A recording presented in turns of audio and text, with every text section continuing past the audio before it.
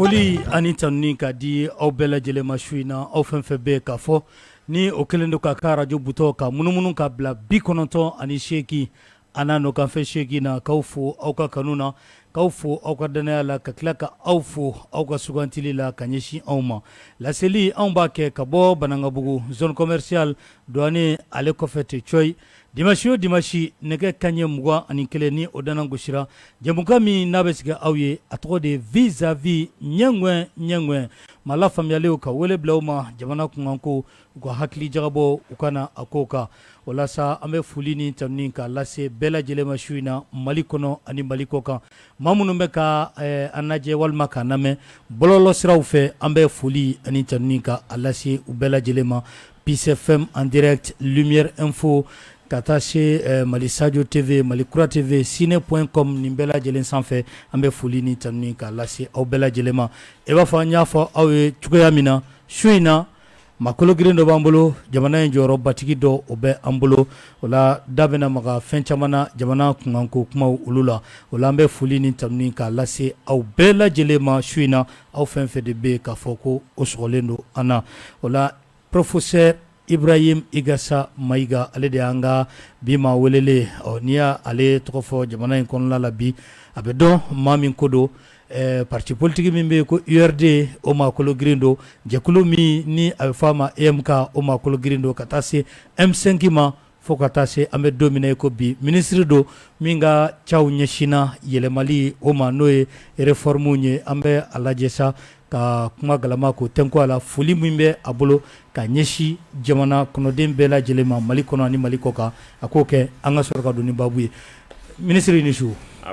somaw bɛ di maliyɛnw tulo b'an na u ɲɛ b'an na Mali kɔnɔ ani Mali kɔ kan folikan jumɛn b'i bolo k'a lase u bɛɛ ma nisɔndiyalen don tabarikala aw ye wele ɲɛsin ne ma n sera aw ma bi ka baro kɛ Mali kunkanko kan n bɛ profiter ka malidenw bɛɛ fo tabarikala cɛ ni muso maakɔrɔ ni denmisɛnnin o bɛ fan o fan k'u fo k'u wale ɲuman dɔn maliden ɲumanya baara la ka a ɲini ala fɛ masa ala min ko bɛɛ seba ye k'a ɲini a fɛ k'a fɔ ko ni kalo barikama in ni sunkalo min an bɛ su filanan nabi o don an bɛ ala deli ala ka a barika d'an ma ya rabi ala k'a kɛ Mali ma sababu ya rabi ka hinɛ an ka banbatɔw bɛɛ la amina rabi minnu taara nin gɛlɛya in fɛ min ye crise ye a bɛ san 10 bɔ an ba la ka taasibila kɛ ka t'u ma minnu banana filiyatɔw ani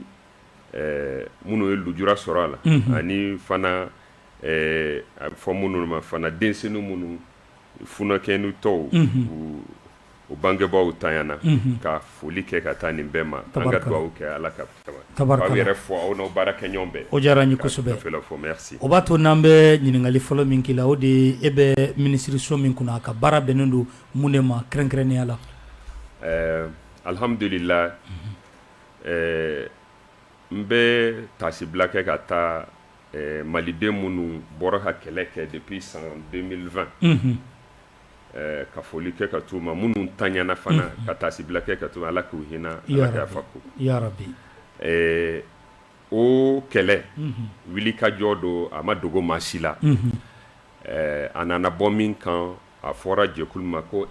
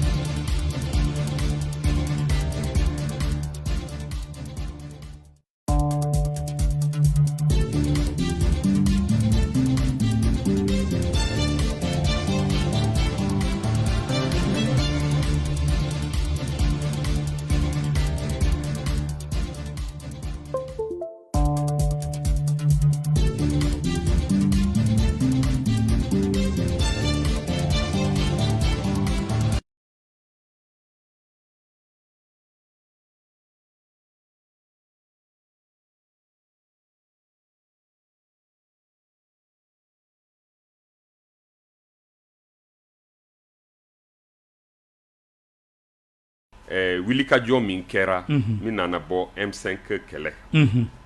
fo ka fanga yɛlɛma kɛ laɲini dɔw de kɛra k'a fɔ ko Mali bɛ gɛlɛya min kɔnɔ a bɛ san 10 bɔ an kan ka fɛɛrɛ ɲini sa ka bɔ a kɔnɔ parce que fanga min tun b'an kun na a y'a seko damayira kɛ a dɛsɛra Mali dun kow don o don u bɛ ka tiɲɛ ka taa fɛ donc ni hakili ma sɔrɔ ka fɛɛrɛ kura ta faut que malidenw yɛrɛ ka wuli ka hakili di donc o de ye yɛlɛmani ye a bɛ fɔ min ma changement changement dun a kan ka kɛ fan bɛɛ de fɛ parce que Mali fan bɛɛ de tun tiɲɛnen don a bɛ fɔ min ma ko institution ani constitution yɛrɛ solution kan ka sɔrɔ min fɛ olu tiɲɛnen don n'i ye fanga yɛrɛ kɛcogo lajɛ a bɛ fɔ min ma gouvernance i y'a ye Sarasu Kunda an tun binna an tɛ ka wuli wari min bɛ don o sira fɛ o bɛ ka daraki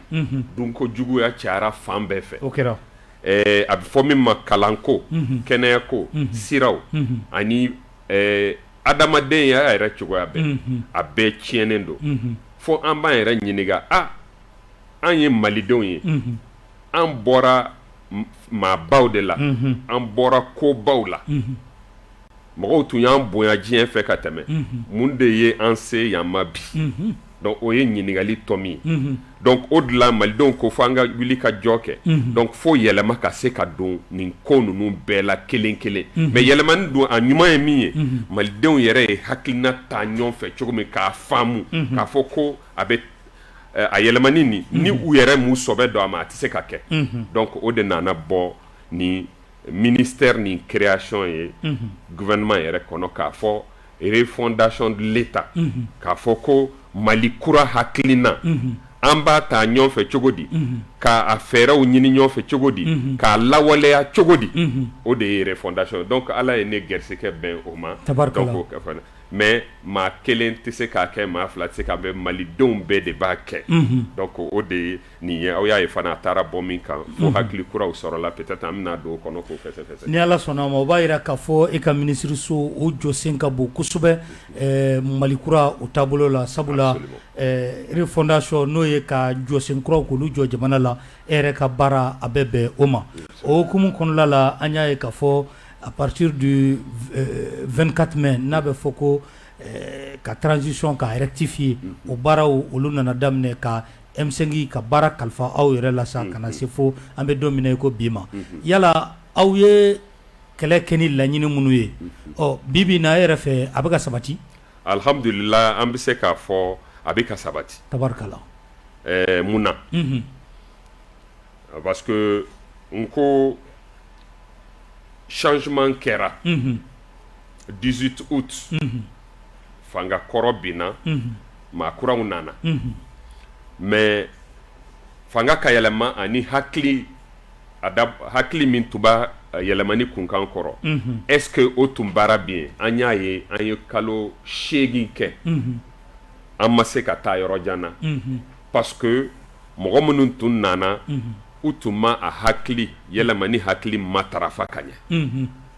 donc o de kama gɛlɛya nana don ko bɛɛ la foyi tɛ ka taa ɲɛ donc o de la nin changement in kɛra minnu tun ye yɛlɛmani kɛ u yɛrɛ de ko minnu maa minnu tun ye yɛlɛmani in bolo da u y'a kɛlɛ kɛ fo ka n'a se a dan ma an y'a timɛ an kan ka taa u fan fɛ u nana M5 yɔrɔ donc baara bolodara kura ye donc o dun an y'a ye kabini a daminɛna parce que ko gɛlɛman ye jumɛn de ye Mali gɛlɛya yɛrɛ bɛɛ ye ko biɲɛ ɲinina sen tun dalen don biɲɛ kala kan o kun ye Mali gɛlɛya ba dɔ ye ba dɔ de an ka na munumunu a kɔrɔ tubabu olu de tun ye an ka gɛlɛya in yɛrɛ bɛɛ latigɛ parce que Faransi sa kɛ a daminɛna ni Libi crise de bi Libi bɛ cogo jumɛn na alors que Kadhafi u ye a ɲini ka kɛlɛ dabɔ k'a fɔ ko a bɛ ka mɔgɔw de faga ka sɔrɔ galon fin ka avion ta k'a sɛgɛrɛ k'a bombarder k'a di banbanciw ma olu y'a faga an b'a fɔ u y'u dɛmɛ k'a faga mais min tun b'o kun kan ça veut dire que minnu tun bɛ to ka rébellion wuli k'a sɛgɛrɛ Mali la olu de fana caman tun bɛ yen ja fɛɛrɛ wɛrɛ tun bɛ o bolokɔrɔ o la u ye mobiliw d'u ma k'a fa kɛlɛkɛminɛw na k'u ɲɛsin Mali ma ka na kɛlɛ dabɔ yan mais o y'a sɔrɔ banbanci sugu wɛrɛw bɛ yen an tɛ minnu dɔn a bɛ fɔ minnu na ko djihadistes terroristes olu n'u ye bolo di ɲɔgɔn ma maintenant Faransi de nana k'a bɛ an dɛmɛ k'olu kɛlɛ kɛlɛ kun fɔlɔ ɲɛna mais après rébellion yɛrɛ nana sigi kura ye Faransi fɛ donc maintenant ko bɛɛ de kɛra k'a fɔ ko Mali bɛ dɛmɛ pour que an ka sarasu ka se ka u yɛrɛ ta an ka se k'an ka jamana matrafa mais an y'a ye sarasiw bɛ ka bali u ka baara la u bɛ ka bali u ka minɛnw sɔrɔ ma miiri minnu transition kun fɔlɔ olu tun y'a ɲini ka armement san Mali u y'u sen da o kan u ko o tɛ se ka kɛ transition kun fɔlɔ olu y'a ɲini an ka sarasiw minnu tun bɛ transition kunna u nana hami fɔlɔ min tun b'u la ka équipement san k'a di sarasiw ma pour que u ka se ka taa lutte contre terrorisme la mais u y'u ban ko minɛn tɛ se ka san yɔrɔ si donc aw y'a ye yɛlɛmani bolodara sira sɔrɔla minɛn commandera kalo 3 ni ɲɔgɔn cɛ minɛn nana ka livrer dalilu jumɛn de bɛ aw bolo min tun t'olu bolo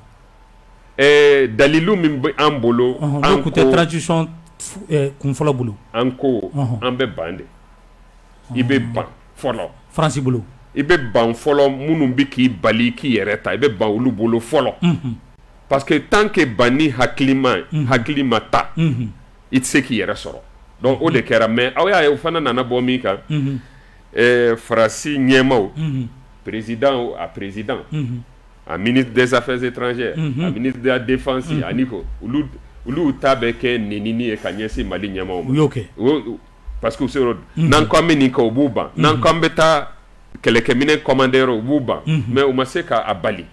o de y'a ye bi n b'a miiri ni yɛlɛmani kɔni bɛ yen aw y'a ye sarasu kunda an bɛ k'an yɛrɛ ta minɛn min ka d'an ye an mago bɛ minɛn min na ka an jɔ gɛlɛya min ban an kan lakana kunda n b'a miiri o minɛn kɔni bɛ ka sɔrɔ bi a nɔ fana bɛ ka ye terrain kan o ye kelen ye filanan o ye yɛlɛmani min ye vision ye k'a fɔ ko constitution institution kala taa sira fɛ gouvernance nafolo faso nafolo baarali matarafeli yɛrɛ sira fɛ dunko juguya ani kiiri tigɛ ko ɲuman ani école ka se k'a yɛrɛ ta ani baarakɛlaw fana ka hakɛw u bɛ se ka latilen cogo min n b'a miiri nin bɛɛ sira taara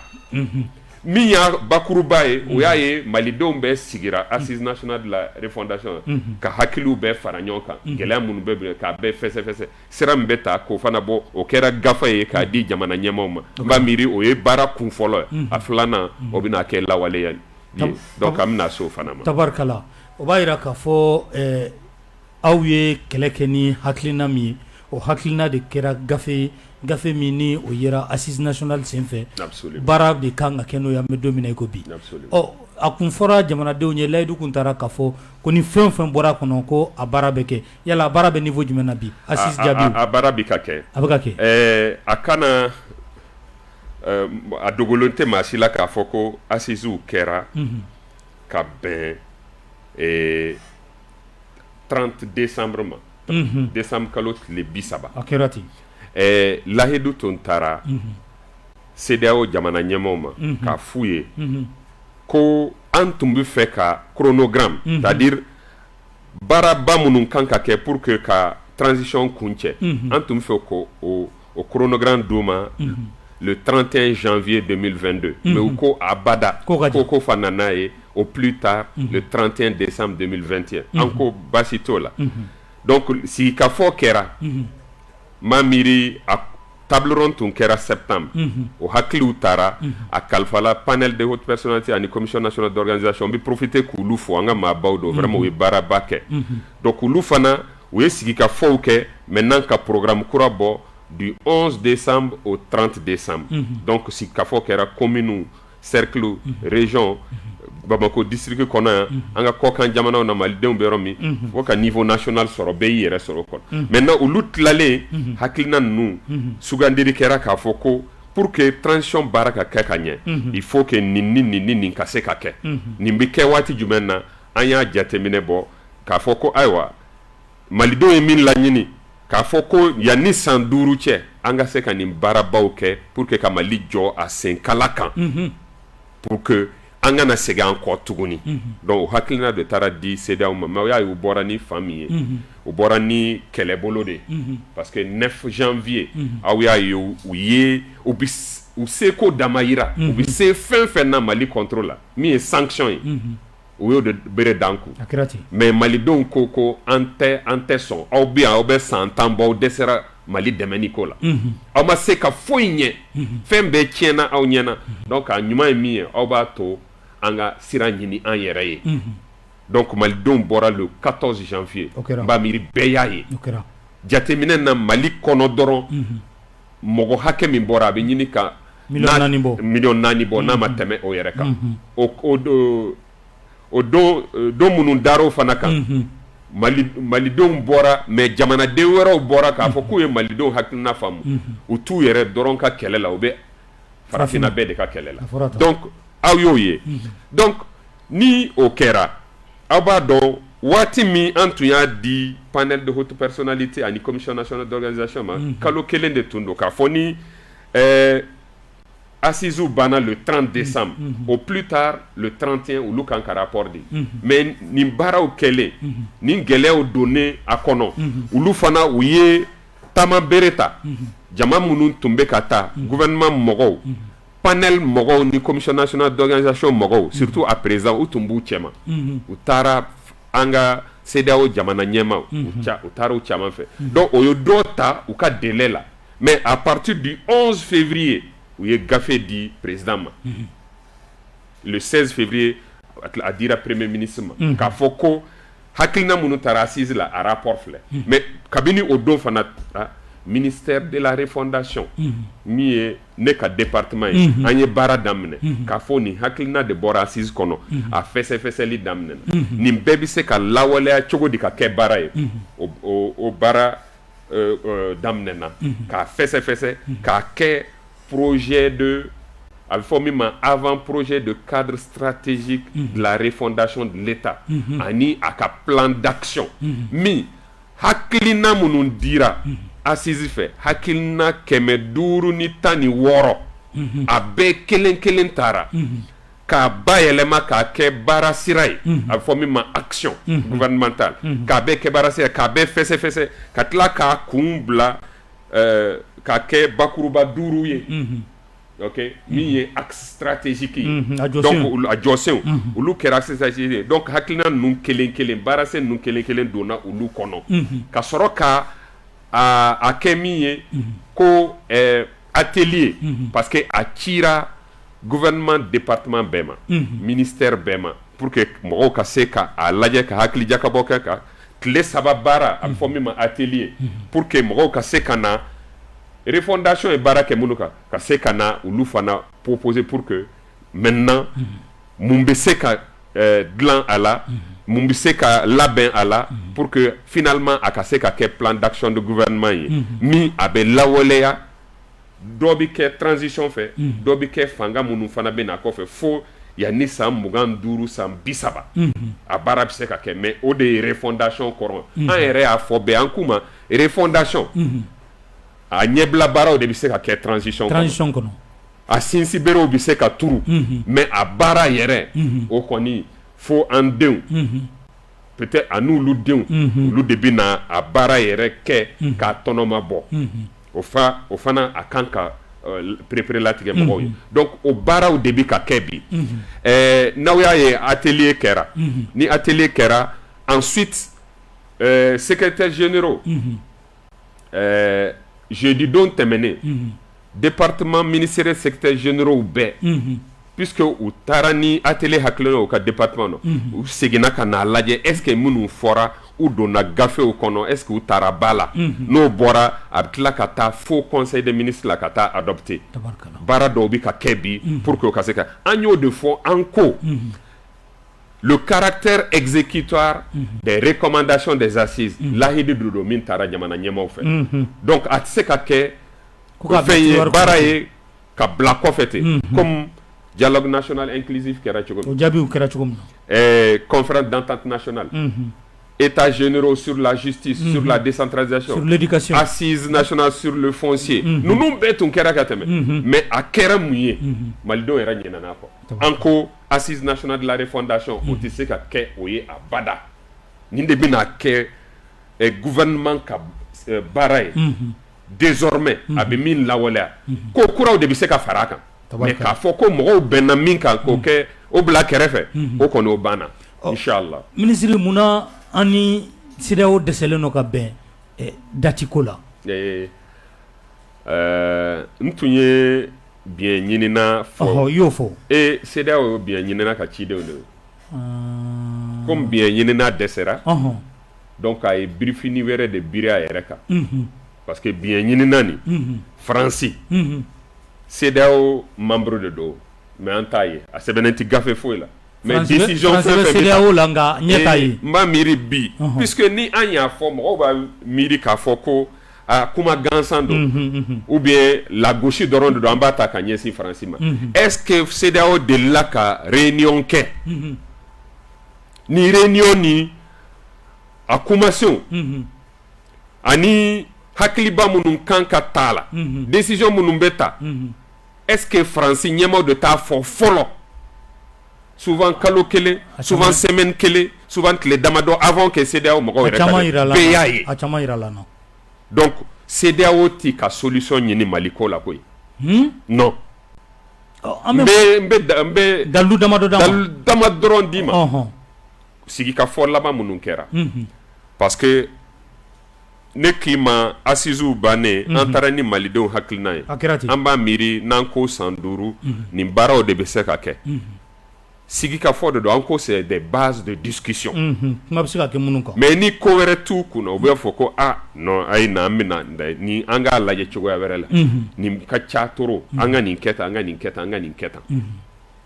donc ni o de tun don mais an y'a ye u y'a daminɛ ni bere de ye ok donc ça veut dire k'u tun tɛ solution ɲini bere nin fana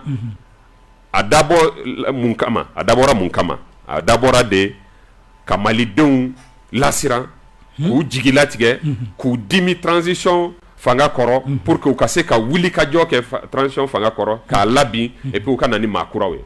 sinon CEDEAO sariya a si ma jɛ ni u ye min kɛ ye CEDEAO yɛrɛ kun ye min ye frontière ka bɔ CEDEAO jamanaw ni ɲɔgɔn cɛ o de bi an ka traité kɔnɔ a fɔ ye min ma libre circulation des marchandises libre circulation des personnes libre circulation des services libre circulation des capitaux o de ye CEDEAO kunkanko ye o de ye UEMOA kunkanko ye o de b'a kɔnɔ donc aw tɛ se ka décision ta min bɛ olu sɔsɔ olu nun ko fermeture de frontière terrestre et aérienne an ka minɛn tɛ taa an ka commerçant tɛ taa maa tɛ taa ka na mobili tɛ taa mobili tɛ na minɛn o kɔrɔ ye mun ye an bɛ CEDEAO yɛrɛ kɔnɔ tuguni a fɔ an bɔra CEDEAO kɔnɔ sa kɛ a fɔ u ye CEDEAO ci sa kɛ ok donc o fɔra ensuite hold up de kɛra an ka nafolo min bɛ banque centrale kɔnɔ hold up ye mun ye normalement conférence des chefs d'État fanga si t'a bolo k'a fɔ ko a bɛ ordre di BCEAO ma o bɛ traité yɛrɛ kɔnɔ o fanga t'a bolo BCEAO ani a fɔ min ma ko BOAD olu organe autonome de don u b'u yɛrɛ ye maka wajibiya non u bɛ baara kɛ ni u yɛrɛ ye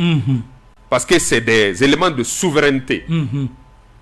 donc olu dun u tun bɛ yen avant que UEMOA ka créer u tun bɛ yen avant que CEDEAO ka créer donc CEDEAO tɛ se ka na fanga u kan UEMOA tɛ se ka na fanga u kan mais o de kɛra donc Mali ka wari daraki la parce que laɲini ye min ye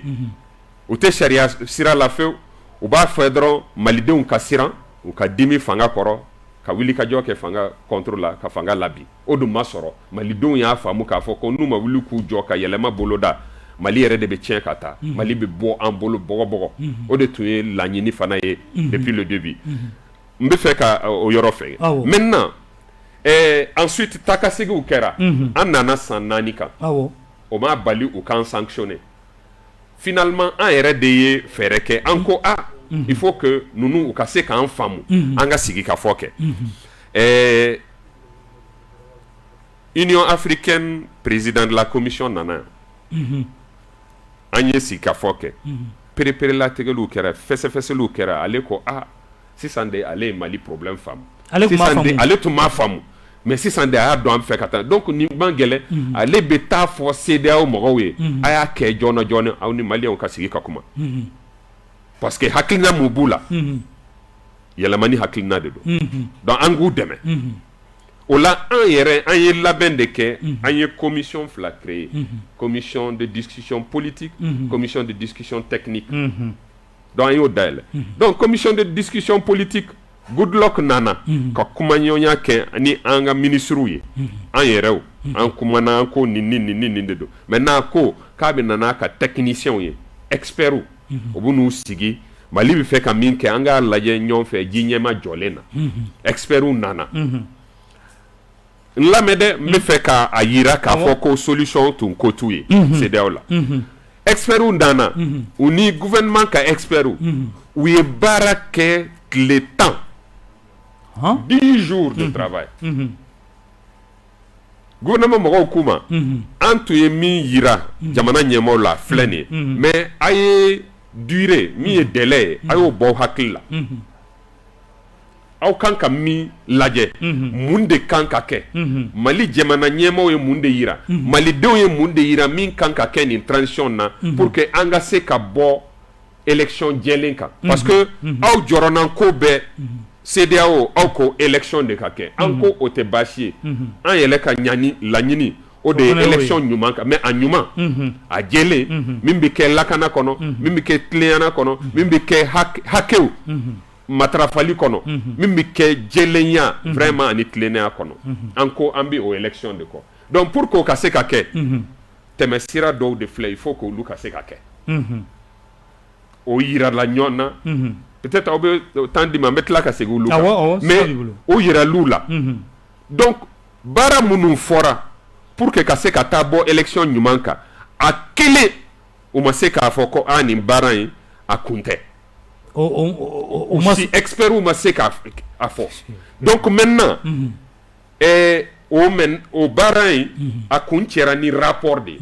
a rapport a bɛ page 30 bɔ k'a fɔ an ye baara kɛ nin de kan nin hakilila fo ka na bɔ élection jɛlen kan fo ka na bɔ président kura sigili kan donc an y'o de fɛnkɛ yira donc an y'o signé a page kelen bɛɛ signé na Mali fɛ ani experts fɛ Goodluck seginna ka na sɔgɔmada fɛ a ye a ka mɔgɔw kunbɛn olu tun kan ka dantigɛli kɛ k'a fɔ tile 10 na an ye nin baara de kɛ an nana bɔ nin an bɛnna nin kan tu sais que Goodluck ni a tun kan ka ministrew kunbɛn wuladani fɛ o kɔfɛ a bɛ taa président de la transition fɛ colonel Assimi Goïta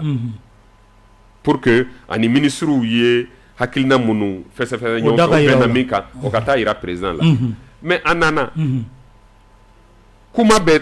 a ye kuma taara an fɛ an hakilinaw an y'a fɛsɛfɛsɛ ministre 4 ani ministrew baara kɛ ɲɔgɔn nin de kɛra nin de fɔra Goodluck ye kuma ta c'est comme si an ye min fɔ a m'a lamɛn ale bɛ ka kuma wɛrɛ de fɔ a bɛ ka kuma ni hakili wɛrɛ de ye min ni aw ta yɛrɛ tɛ kelen ye ko ale bɛ min ɲini ko an k'a lajɛ olu ye hakilina 2 de fɔ kalo 12 ali kalo 16 ko an k'a lajɛ an ka dɔ fɔ la rapidement an ka bɔ nin kan an ko a bɛ komi e tɛ k'an lamɛn baara min kɛra donc ale mago t'o la ale m'o lamɛn an dun baara min kɛra tile 10 aw ni ale ka mɔgɔw de y'a kɛ ma fɔ kalo 16 ma fɔ an ma foyi ye olu yɛrɛ ma foyi d'an ma an y'a ye bɔlɔlɔ de kan mais an ko non ça c'est des rumeurs ça ne peut pas être la proposition de la CEDEAO mais ale bɛ ka o hakilina de fɔ an ko attends i jɔ président Goodluck e bi ka min fɔta John ni John kumanaka an tɛ nin kalama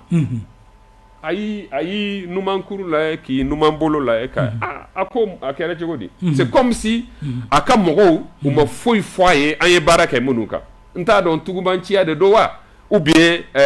a t'a kalama yɛrɛ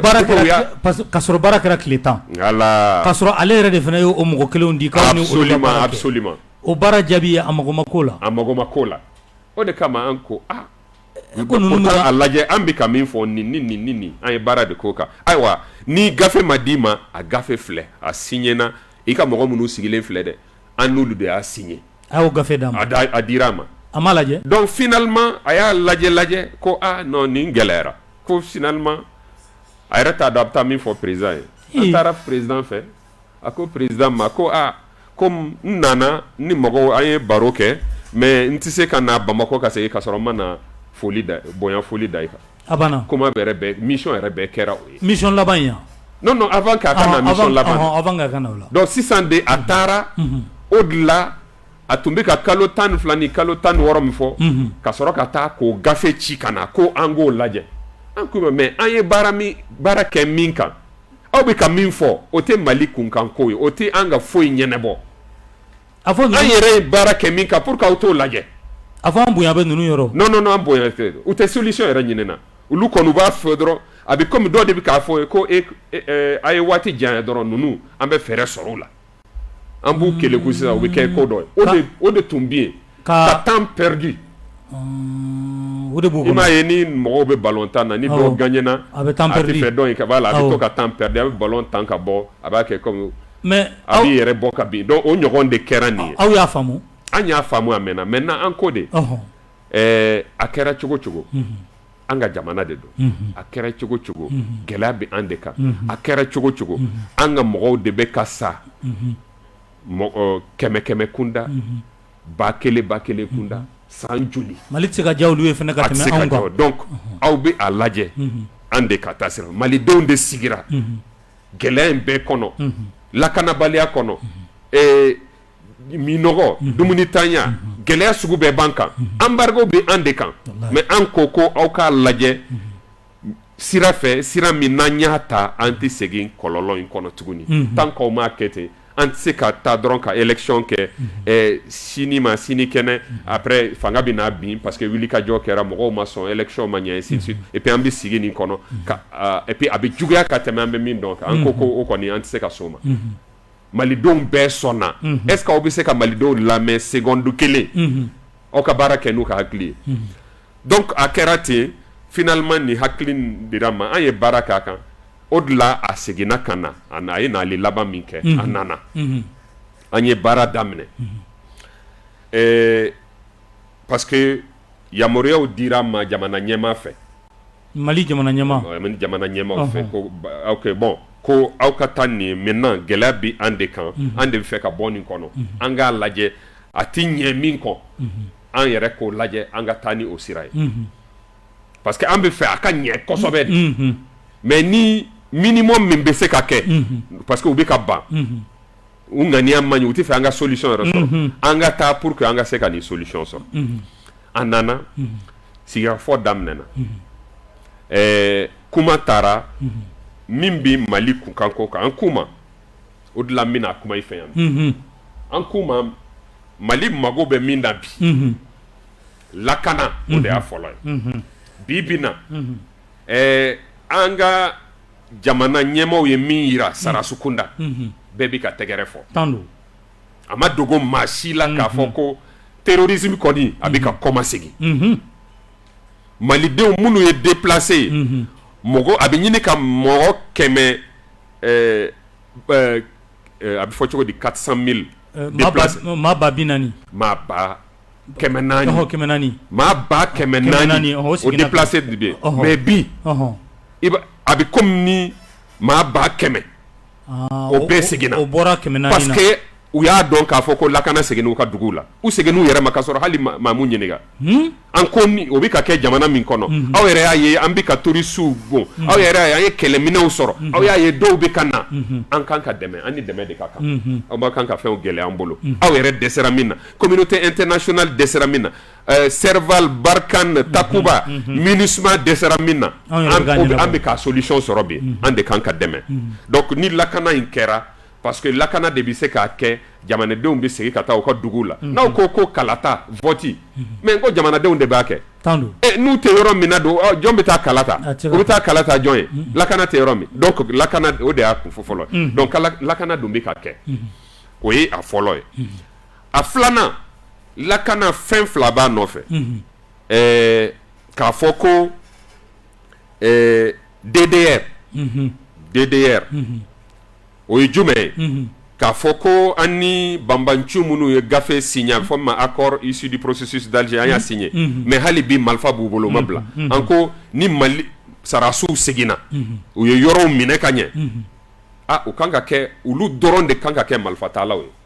sinon ɲamini bɛ continuer ka kɛ Mali sarasiw dɔrɔn a ɲuman ye min ye Alger gafe kɔnɔ bɛn gafe kɔnɔ a b'a kɔnɔ k'a fɔ ko DDR kan ka kɛ donc DDR tuma de ye sisan ye marifa bila aw bɛ don sarasiw kɔnɔ voilà min bɛ taa don fonction publique a bɛ taa don wari bɛ di min ma ka baara kɛ a bɛ d'i ma mais marifa ta kɔni o banna marifatigi wɛrɛ tɛ yen n'anw ka kɛlɛcɛw tɛ n'o kɛra administration min y'an ka gouverneur n'an ka préfet n'an ka sous-préfet n'u baara kɛ ɲɔgɔn ni services sociaux de base olu fana kan ka sigi n'olu seginna dɔrɔn b'a ye déplacés ani réfugiés olu fana bɛ sigi n'olu seginna o la an bɛ sɔrɔ ka organe unique de gestion min a projet de loi bɛ CNT min an ka assemblée nationale ye bi a b'o ka bureau kan n'o votera o bɛ organe unique bila sen kan ale bɛ kalata baaraw labɛn ni matarafali a b'o daminɛ k'a fɔ ko a yɛrɛ b'a ka mɔgɔw sugandi minnu bɛ taa région ni cercle ni commune na ani an ka ambassadew ni consulaw la olu bɛ taa ensuite baarakɛminɛnw mun ye matériel électoral système électoral ni électronique do ni fɛn do ni a tablette do ni fɛn olu fana bɛ d'u ma o bɛ tila ka lakalan olu la ka former parce que baara de do n'u former na de u bɛ sɔrɔ ka taa électeurs recenser parce que fichier o de ye élection yɛrɛ kolomayɔrɔ an dun an b'a dɔn fichier électoral min b'an bolo bi a nɔgɔlen do dɛ a nɔgɔlen do ni a dɔgɔyara tɔgɔ nɔgɔlen miliyɔn 1 b'a kɔnɔ o b'a kɔnɔ donc fo o de bɛ ka tɛntɛn ka bɔ a kɔnɔ ka maa kuraw don a kɔnɔ denmisɛnnin minnu balikuyara k'olu fana ka empreinte n'u photo ta k'u k'a kɔnɔ o la an bɛ fichier ɲuman sɔrɔ ni o sɔrɔ o kɛlen o y'a ye fana mɔgɔw sigira hakilimaw sigira ka baara kɛ constitution kura kan hakilina minnu fɔra assise la olu bɛ bayɛlɛma ka kɛ sariya bolow ye constitution kura kunda ka se ka o constitution n'o kɛra consultation bɛ kɛ région na a bɛ kɛ au niveau national pour que hakilina ka sɔrɔ constitution projet kan n'o sera o fana bɛ adopté gouvernement fɛ ensuite CNT b'a adopté ni organisation des élections près la an bɛ référendum organisé o la a bɛ kɛ fi n'o kɛra baara ma ban koyi parce que élection tɔ fana bɛ kɔfɛ mais élection minnu b'o kɔfɛ o jumɛn o ye élection territoriale c'est-à-dire communal, cercle, conseil des cercles, conseil des régions. Mais nous, au Fana, ni région kuraw ni cercle ni commune kuraw ma don, no bara ma ban, no ma parachevé, en ce cas. Donc ça veut dire entre-temps, au Fana processus de parachevé pour que région kuraw ou dans ka don, ou konona ka don, cercle munumbu kono ou ka se ka don, commune mumbu ou kono ou ka se ka don. O la élection bi se ka ta. Donc o la am bi se ka ta ni élection kuna ni bara belebele bɛɛ de transition bolo voilà mais an tɛ se ka taa o élection yɛrɛ la hali ni commune ni cercle ni a région dɔ na tant que yɛlɛma don sariya bolo dɔw la parce que ni constitution kura taara dɔrɔn a bɛ na ni yɛlɛma de ye sariya bolo dama dama dɔw kɔnɔ loi électorale min bɛ organiser a bɛ o ba yɛlɛma donc min bɛna adopté CNT fɛ tile nataw la o ni yɛlɛmani kan ka don la ka a bɛrɛ bɛn constitution kura ma. Ensuite, loi organique sur la Cour constitutionnelle, au fana yɛlɛmani bi don a la k'a bɛrɛ bɛn constitution kura ma. Loi organique sur le nombre de sièges de députés, le nombre de sièges de sénateurs, ni sénat créera, ou bien au conseil des collectivités, no autora nona. Au fana ka mɔgɔw bɛ sugandi cogo di, vote sugu jumɛn bɛ k'u ye, o fana loi o sariya bolo kan ka lakile. Et code des collectivités, au fana kan ka lakile ka bɛn constitution kura ma. Pour que an ka se ka taa ni élection territoriale la. Ensuite, ni olu kɛra ka ɲɛ. Donc n'i y'a faamu Sariya Sunba yɛrɛ yɛlɛma bɛ don ale de la. Ale bɛ kura de bɛ na wa walima. Kura de don. Kura de don. Nouvelle constitution de bɛ na. O de bɛ na. A bɛ na. O de bɛ kɛ yanni kalata in bɛɛ cɛ. O de bɛ kɛ. A kalata kun fɔlɔ o de bɛ a sɛbɛntiya min ye référendum ye. Ni référendum kɛra. Donc kalata yɛrɛ bɛ daminɛ ni référendum de. Référendum de. Sabula o de bɛ constitution yɛlɛmali ko fɔ. Voilà, justement. N'o kɛra sariya tɔw b'u bɛrɛ bɛn constitution kura ma. O fana hakili jakabɔ baaraw kan ka kɛ, consultation kan ka kɛ, parce que n'i ko i bɛ loi électorale, loi organique sur la Cour constitutionnelle, loi sur le nombre de chefs de députés, nin bɛɛ f'i ka lajɛrew de kɛ, parti politique ou société civile ou collectivité ou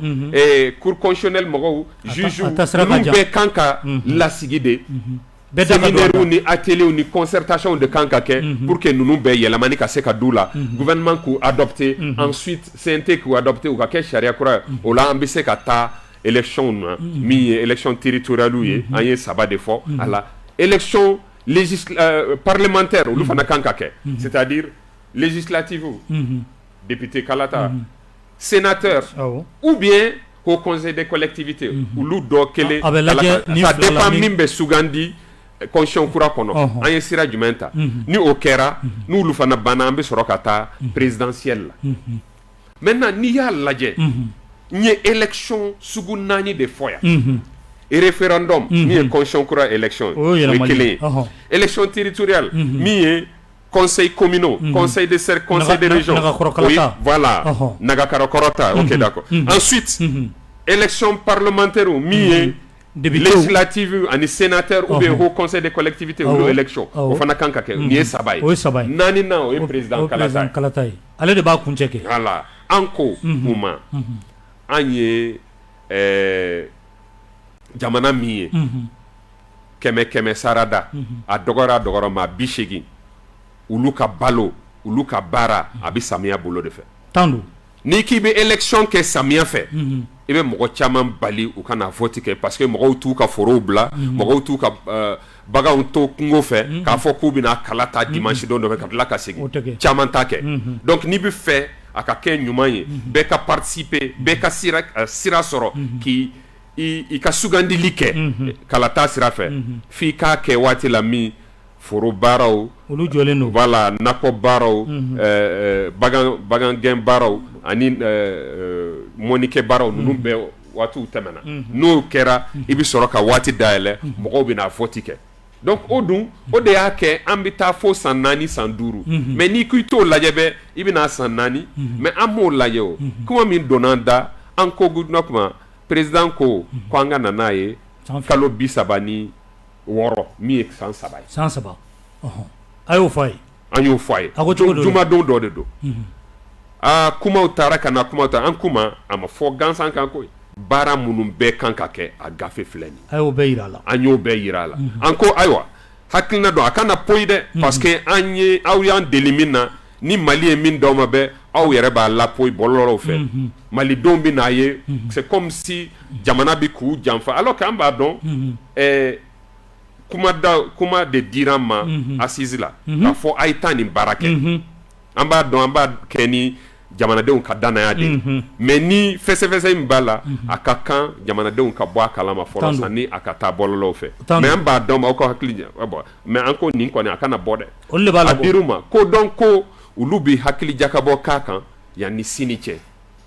Sini samedi o de don jumɛn sibiri sa sibiri o sini juma sibiri tilela donnen kɔfɛ an ye ɲɔgɔn sɔrɔ u ko mais jumadon kuma min fɔ u ko an ye nin fɔ mais an kɔni an ye min fɔ ye vraiment a y'a lajɛ kalo 12 ou bien kalo 16 maximum o y'o ye pour que an ka se ka bɔ nin kɔnɔ ainsi de suite an ko mais a ye baaraw lajɛ an kan ka minnu kɛ ninnu tɛ se ka kɛ ni kalata dɔrɔn don an bɛ se ka kɛ kalo 12 kalo 16 kalo 16 kɔnɔ an bɛ se ka kalata mais baara labila minnu kan ka kɛ pour que kalata ɲuman ka se ka kɛ o de fɔra aw ɲɛna o mais kalata dɔrɔn tɛ hali ni kalata dɔrɔn don kalata dɔw bɛ yen fo an k'olu bɔ a la fo an ka kelen ou bien fila ta o de la an bɛ se k'a kɛ aw ka waati nin na mais o y'a ye foyi ma kɛ baara ɲɛbila foyi ma kɛ e bɛ kalata ɲuman kɛ cogo di a ka gɛlɛn dɔw ko k'an k'a lajɛ kalo 10 dɔw yɛrɛ bɛ a fɔ an ye kɔfɛ kɛrɛfɛ n'an ye pause ta u b'a fɔ en fait a y'a lajɛ an ka bɔ nin kɔnɔ en fait laɲini ye min ye kalo 20 an bɛ fɛ k'o de d'aw ma u yɛrɛ bɛ fɔ aw ye kɛrɛfɛ o fɔra an ɲɛna kɛrɛfɛ voilà kɛrɛfɛ kalo 20 o fɔ an bɛ fɛ k'o de d'aw ma ok maintenant an nana sibiri don u ye u hakilina di an ka gafe kan u kumana an yɛrɛ seginna ka na an ko voilà an bɛ fɛ ka baara minnu kɛ aw kɔni m'a fɔ a kelen man ɲi a kelen man kan ka kɛ mais cogo di aw b'a fɔ nin baaraba bɛɛ ka kɛ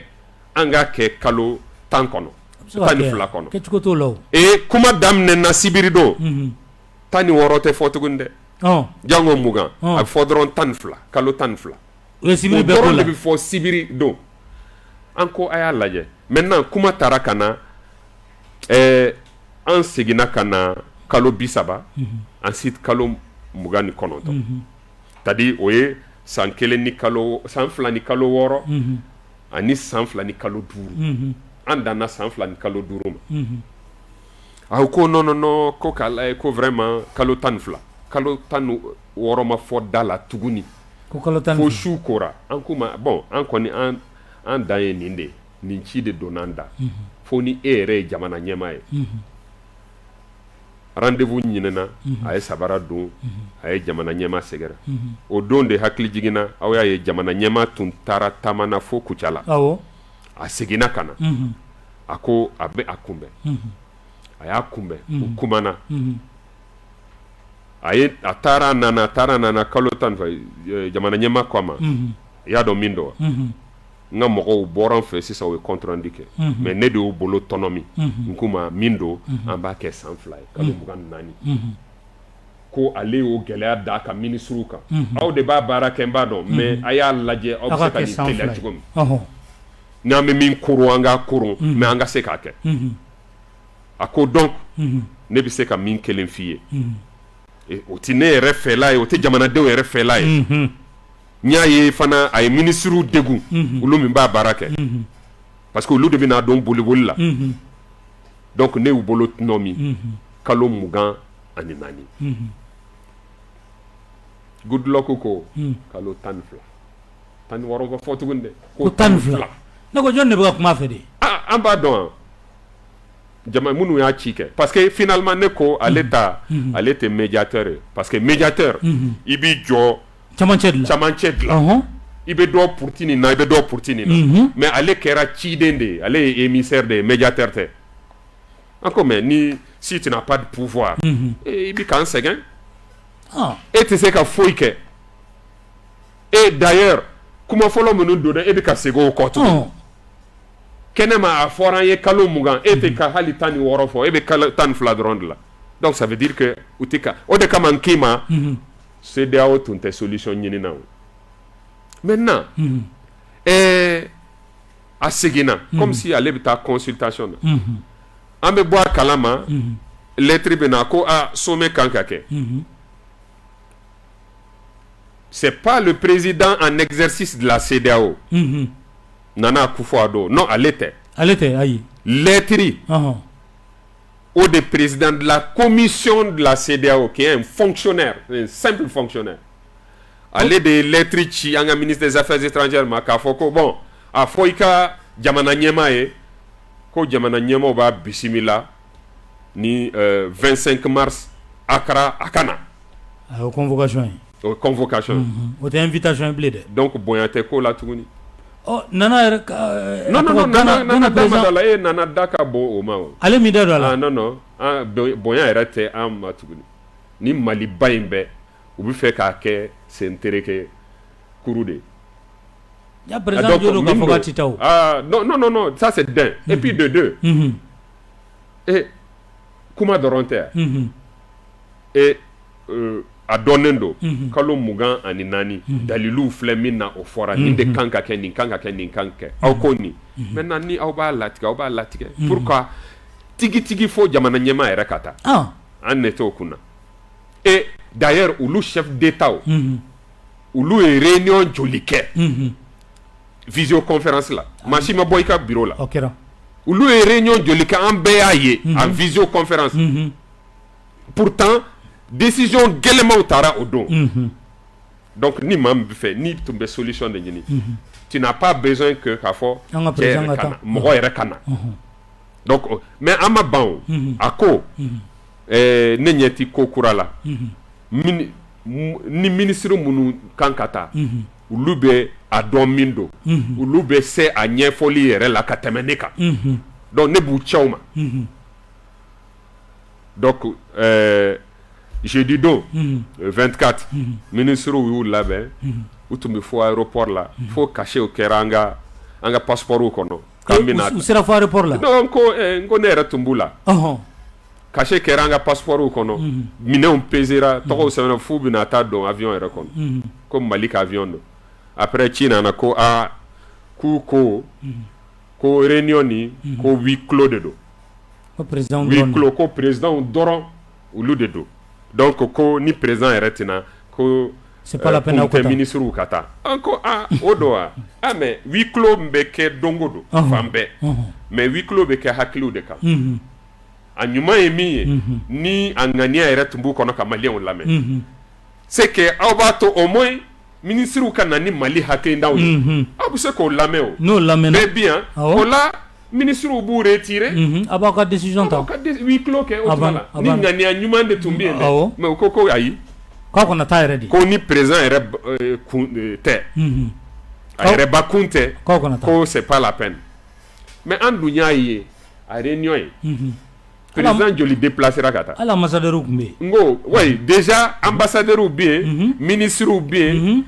nin bɛɛ bɛ yen u bɛ huis clos la parce que a communiqué bɔra minnu donna ka lamɛn u tilala ka bɔ olu bɛ yen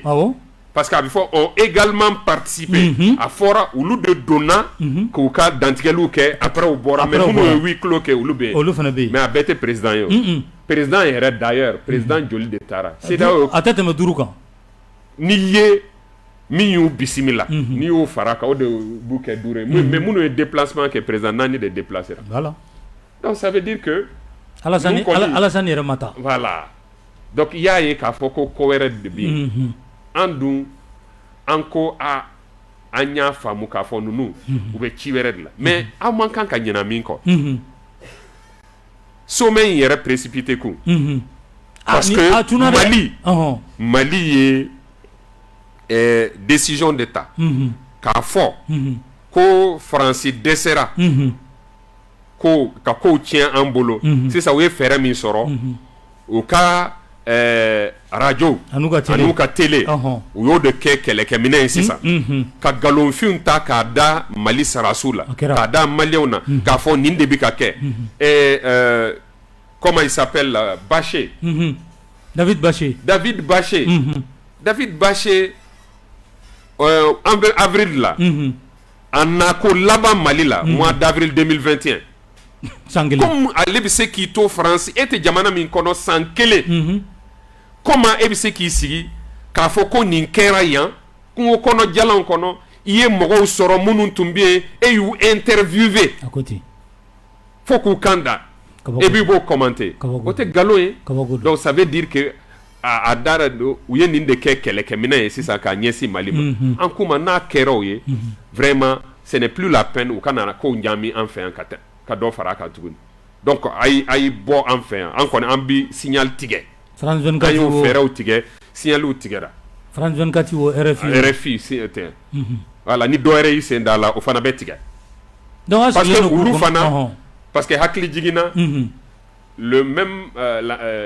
même Conseil de l'Europe, Francis de b'a présidé. Et Ukraine guerre qu'on où il Russie ka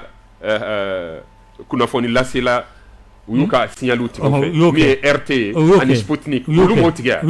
tige anye parce que ko te jeni ubi ka hakilna minta ka Ukraine guerre traité nay be enfana yo de fo en cas de ko nyama bolo mais pourquoi ande be jalakino Macron bora o de kungan ka foko ko ni nunu ku bina gel ni Mali gelaya de damne toy ko ni ya kun laban de sisan ambe bi il a fort ko c'est la fin ko abana bisa ko aban labi que d'ailleurs et puis ama hali secondo ko d'ailleurs ale bina CEDEAO président wele sisan CEDEAO mo bina réunion ke ka sanction gelaya Mali kungan tuguni adun keratine amakete le 25 mars amakete akerati alors donc ça veut dire que Tali Kunte anga président era la yentuguni parce que fin la tigera déjà depuis Franci décision tara déjà Franci tay CEDEAO a kerate a fora chogomi a kerate donc donc ça veut dire que solution tunte okuna sinon kalotani fla kalotani woro kalomuga ani kalomuga nani munde buche mambi feka mambi be kololo kono 100 ans ibi feka deme a fora ko an deme ni sirafle e ma se ka bara munun kanka ke o deme ni sirafle e ma se ka si soso mais e koko non aya prisa nyami ka ke mais o ministre mune bena ke 600 yala ambe sirawo to ne kanga de le choisir wa walma feraj mene be aw bulu 600 dans tous les cas akana tunona ka foko depuis que les sanctions en kama le 9 janvier depuis au chou gouvernement y a communiqué ka dantigalike ka fo ayemin tankama ate sharia sirala c'est inhumain parce que a kololo bi c'est que bateau de mogo munumbe crise là depuis 10 ans obe ni nyogo tadi ni jugu wale yere de ka takanye si malima obo dasema an fana ko ambe plan de riposte ta le conseil des ministres kera le 10 janvier ensuite président Boraka kuma mo fait au donshu plan de riposte ayo barao aya mura di gouvernement makuka élaboré face au dénouement chama même Mali don fo yoro la moko chama de sigira haklimon des grands fonctionnaires dobe koka ou payer gafé de semaine aye ninke aukana sonde aukana nimbla aye ninketa ni solution beta ningela une solution beta ningela une solution beta beita sebe ministère be baraka ministère où ya hakli be kenyoka ka tintin ka ke plan de riposte le 14 janvier le matin conseil national de défense au de sigira kunka ka plan de riposte bo ka adopté ka blanc kamakoro barabuga ka foko ni crising sanction ni semaine kelendo anga feraw fle ni kalo kelendo ni kalo sabado ni kalo worodo ni kalo ni san kelendo ni san flado fo 100 ans ambe ni donc anga bosse da o kono o kuma wati de masse follow o masse follow haklina bi haklina fen ye fere ya be fora mais anga wati to wati bolo ko bena atuma bon ibora sisa ka bara munu fo ni bara mais CEDEAO te ulu fana ta ulu de beka a CEDEAO ubika a gestion jugu ke ala ulu tateo CEDEAO hakilina tara Mali kono ya président Yakubu Gowon du Nigeria ani général Moussa Traoré ulu da kun folo ki sanaka jense jamana toma usoro ka hakilina ta ka barake ka ke CEDEAO donc ulu tate ubika bara jugu ya doronde donc odun ka bo CEDEAO kono CEDEAO en détail ulu de antena bo nko à la limite antena mais ni faire wereti o fana hakin jake bobi na ke donc va ira option bébé tabalika oh 600 e ni baraba munu fo nunu barako bu bon en desele no ka nunu damne ka sababu ke CEDEAO adam nena loi électorale eh ben au préparer là depuis table ronde de septembre 24, 25, 26 septembre 2021 au prépare tigara assise hakilina tara mais organisation fana hakilina tara atelier au kera kan ka concertation ke projet de loi fana bora kono concertation ke la maintenant ka adopter conseil des ministres là abi CNT ka mais au cas donc a fo fana ko atumbise ka adopter amena mais tant que ita don wati min bi bolo parce que élection bi keni délai de ni élection fait belka ka fo ko collège électoral a bi convoqué nin don ensuite na convoquera wati do bi di partout ma candidat ou ma ou ko candidature label ni délai de bi do ma pour que candidature ka do ni candidature dona a bi publier réclamation bi ke définitive publier ensuite campagne bi damina ni wati na campagne ni clé hakede no kera élection bi ke réclamation bi ke ni wati na ensuite résultat provisoire bi bo ensuite réclamation bi ko fait ensuite contentieux bi ke ensuite résultat définitif ke ni beye délai de non ni ereti ka transition délai don e bi na délai du men ke i ka loi électorale kono fika au don de au début ka a gɛlɛya an yɛrɛ bolo c'est comme si an labɛnnen don a mɛnna mais u bi ka fɛnw sama sama ni an ye an ti ka an dan dɔn. Ne ko CNT tɛ se ka délai di de an ka CEDEAO to yan. Voilà donc o bɛ se ka kɛ yan. o fana ye fɛɛrɛ e m'a fɔ ko tout est sur la table. Ni u ma sɔn an fana ma an bɛ segin ka na maliyɛnw ka fɔlen kan CNT kɔnɔ ka baara kɛ ni cogoya min mais en hakili minɛ parce que an kuma ni sanction tɛ an bɛ sanction kɔnɔ a bɛ san 10 bɔ amena u bi k'a fɔ ko embargo interdiction de voyage a donna ta a bɔra ta mais an ka mɔgɔ minnu tun bɛ jɛnɛ minnu bɛ Tenenku minnu bɛ Falaise Dogon na minnu bɛ Douanza Boni Bulukesi minnu bɛ Gao minnu bɛ Burem minnu bɛ Temera minnu bɛ Bamba minnu bɛ Kidal minnu bɛ Tessalit olu ils étaient interdits de voyage olu bɛ faga de olu ka nafolo de bi daraki ka b'u bolo olu bɛ sanction kɔnɔ a bɛ san 10 bɔ bi donc an bɛ sanction kɔnɔ an bɛ embargo kɔnɔ olu de bi k'a kɛ ni juguya sira ye sisan kɔni au lieu que ka hinɛ an na au lieu que k'an dɛmɛ parce que an bɛ ka sira sɔrɔ o bɛ k'an tintin tuguni diɲɛ kɔnɔ o de ye sinon an bɛ sanction dɔn an bɛ gɛlɛya dɔn mais an ko de an tɛ segin a kɔnɔ tuguni an tɛ sira ta fana min bɛ taa kɛ sira surun ye après i bɛ bin gɛlɛya kɔnɔ min ka jugu ni kɔrɔlen an t'o kɛ tuguni. an b'a to i ka ji dɔɔni min an bɛ segin ka na kumaso kɔnɔ sɔɔni sisan.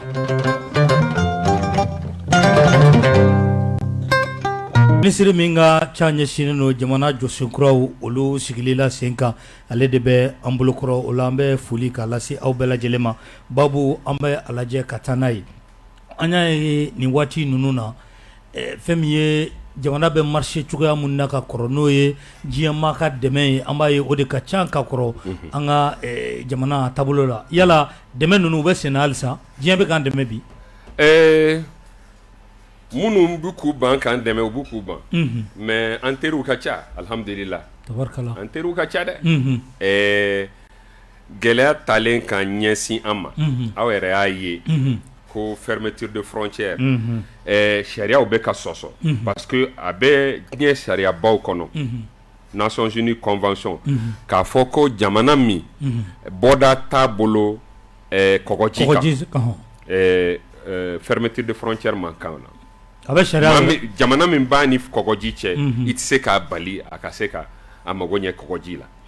voilà parce que kɔgɔji ye bɛɛ de ta ye o sariya sɔsɔra kɔgɔji parce que